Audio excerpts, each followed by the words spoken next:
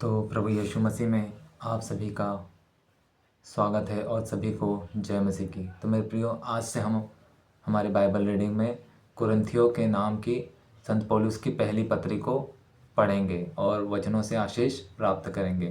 तो आइए हम आज के बाइबल रीडिंग में आगे बढ़ते हैं।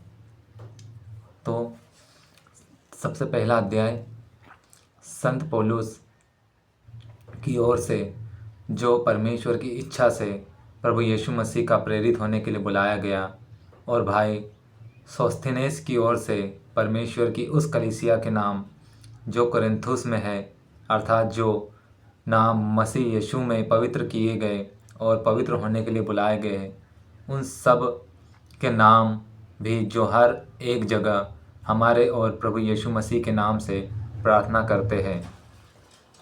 हमारे पिता परमेश्वर और प्रभु यीशु मसीह की ओर से तुम्हें अनुग्रह और शांति मिलती रहे। मैं तुम्हारे विषय में अपने परमेश्वर का धन्यवाद सदा करता हूँ कि परमेश्वर का यह अनुग्रह तुम पर मसीह यीशु में हुआ कि उसमें से होकर तुम हर एक बात में, अर्थात सारे वचन और सारे ज्ञान में धनी किए गए, कि मसीह की गवाही तुम में पक्की निकली, यहाँ तक कि किसी वरदान में तुम्हें घटी नहीं, और तुम हमारे प्रभु यीशु मसीह के प्रकट होने की बाट जोहते रहते हो। वह तुम्हें अंत तक दृढ़ भी करेगा। तुम हमारे प्रभु यीशु मसीह के दिन में निर्दोष ठहरो। परमेश्वर सच्चा है, जिसने तुमको अपने पुत्र हमारे प्रभु यीशु मसीह की संगति में बुलाया। हे भाइयों, मैं तुमसे हमारे प्रभु यीशु मसीह के नाम की विनती करता हूँ कि तुम सब एक ही बात कहो और तुम में फूट ना हो, परंतु एक ही मन और एक ही मत में होकर मिले रहो। क्योंकि हे मेरे प्रियो, खलिये के घराने के लोगों ने मुझे तुम्हारे विषय में बताया कि तुम में झगड़े हो रहे हैं। मेरे कहने का अर्थ है कि तुम में से कोई अपने आप को पौलुस का, तो कोई अपने आप को अपोलुस का, तो कोई कैफा का, तो कोई मसीह का कहता है। क्या मसीह बढ़ गया है? क्या पौलुस तुम्हारे लिए क्रूस पर चढ़ाया गया? क्या तुम्हें पौलुस के नाम का बपतिस्मा मिला? मैं परमेश्वर का धन्यवाद करता हूँ कि क्रिस्पुस और गयुम को छोड़ मैंने तुम में से किसी को भी बपतिस्मा नहीं दिया।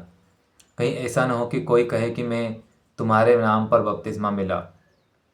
और हाँ, मैंने स्तिफनुस के घराने को भी बपतिस्मा दिया। इनको छोड़ मैं नहीं जानता कि मैंने किसी और को बपतिस्मा दिया, क्योंकि मसीह ने मुझे बपतिस्मा देने को नहीं, वरन सुसमाचार सुनाने को भेजा है। और यह भी शब्दों के ज्ञान के अनुसार नहीं, ऐसा न हो कि मसीह का क्रूस व्यर्थ ठहरे, क्योंकि क्रूस की कथा नाश होने वालों के लिए मूर्खता, परंतु उद्धार पाने वालों के लिए परमेश्वर की सामर्थ है। क्योंकि लिखा है, मैं ज्ञानवानों को नष्ट करूँगा और समझदारों की समझ को तुच्छ कर दूँगा। कहाँ रहा ज्ञानवान, कहाँ रहा शास्त्री, कहाँ रहा इस संसार का विवादी? क्या परमेश्वर ने संसार के ज्ञान को मूर्खता नहीं ठहराया? क्योंकि जब परमेश्वर के ज्ञान के अनुसार संसार ने ज्ञान से परमेश्वर को न जाना, तो परमेश्वर को यह अच्छा लगा कि इस प्रचार की मूर्खता के द्वारा विश्वास करने वालों को उद्धार दे। यहूदी तो चिन्ह चाहते हैं और यूनानी ज्ञान की खोज में रहते हैं, परंतु हम तो उस क्रूस पर चढ़ाए हुए मसीह का प्रचार करते हैं, जो यहूदियों के लिए ठोकर का कारण और अन्य जातियों के लिए मूर्खता है। परंतु जो बुलाए हुए हैं, क्या यहूदी क्या यूनानी, उसके निकट परमेश्वर की सामर्थ्य और परमेश्वर का ज्ञान है। क्योंकि परमेश्वर की मूर्खता मनुष्यों के ज्ञान से ज्ञानवान है, और परमेश्वर की निर्बलता मनुष्यों के जो बल है उससे बलवान है।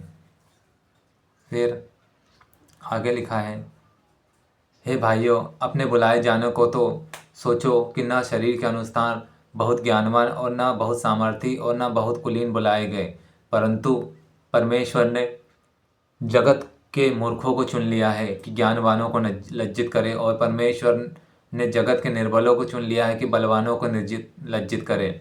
और परमेश्वर ने जगत के नीचों और तुच्छों को, वरन जो नहीं भी है उनको भी चुन लिया, जो है वह व्यर्थ ठहराए, ताकि कोई प्राणी परमेश्वर के सामने घमंड ना कर पाए। परंतु उसी की ओर से तुम प्रभु यीशु मसीह में हो, और परमेश्वर की ओर से हमारे लिए जो छुटकारा ठहरा, अर्थात धर्म और पवित्रता और छुटकारा, जैसा लिखा है वैसा ही हो। जो घमंड करे तो वह प्रभु पर घमंड करे। हे भाइयों, दूसरा अध्याय। हे भाइयों, मैं परमेश्वर को भेद सुनाता हुआ तुम्हारे पास आया तो शब्दों का ज्ञान और उत्तमता के साथ नहीं आया, क्योंकि मैंने यह ठान लिया था कि तुम्हारे बीच यीशु मसीह,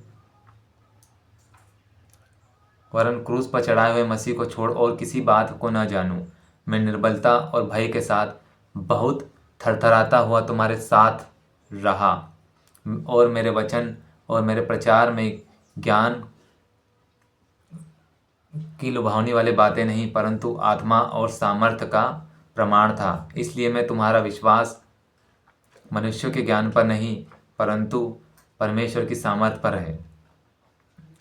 फिर भी सिद्ध लोगों में हम ज्ञान को सुनाते, परंतु इस संसार का और इस संसार के नाश होने वाले हकीमों का ज्ञान नहीं, परंतु हम परमेश्वर का वह गुप्त ज्ञान भेद की रीति से बताते हैं, जिसे परमेश्वर ने सनातन से हमारी महिमा के लिए ठहराया, जिसे इस संसार के हाकिमों में से किसी ने नहीं जाना, क्योंकि यदि वे जानते तो तेजोमय प्रभु यीशु को क्रूस पर न चढ़ाते। परंतु लिखा है, जो बातें आँखों ने ना देखी और कानों ने ना सुनी, और जो बातें मनुष्य के चित्त में न चढ़ी, वे ही है जो परमेश्वर ने प्रेम रखने वालों के लिए तैयार की है। परंतु परमेश्वर ने उनको अपने आत्मा द्वारा हम पर प्रकट किया, क्योंकि आत्मा सब बातें वरन परमेश्वर की गूढ़ बातें भी जांचता है। मनुष्यों में से कौन किसी मनुष्य की बातें जानता है? केवल मनुष्य की आत्मा जो उसमें है। वैसे ही परमेश्वर की बातें कोई भी नहीं जानता, केवल मनुष्य का आत्मा। परंतु हमने संसार की आत्मा नहीं, परंतु वह आत्मा पाया है जो परमेश्वर की ओर से है, कि हम उन बातों को जाने जो परमेश्वर ने हमें दी है, जिनको हम मनुष्यों के ज्ञान की सिखाई हुई बातों में नहीं, परंतु आत्मा की सिखाई हुई बातों में आत्मिक बातें मिलाकर सुनाते हैं। परंतु शारीरिक मनुष्य परमेश्वर की ये आत्मा की बातें ग्रहण नहीं करता, क्योंकि वह उसकी दृष्टि में मूर्खता की बातें हैं, और न उन्हें जानता है, क्योंकि उनकी जांच आत्मिक रीति से होती है। आत्मिक जन सब कुछ जांचता है, परंतु वह आप किसी को नहीं जांचता, क्योंकि परमेश्वर का मन किसने जाना है कि उसे सिखाए। परंतु हम में मसीह का मन है। तो परमेश्वर उसके वचन को सुने और पढ़े जाने से हम सभी को आशीष दे। तो सभी को जय मसीह की।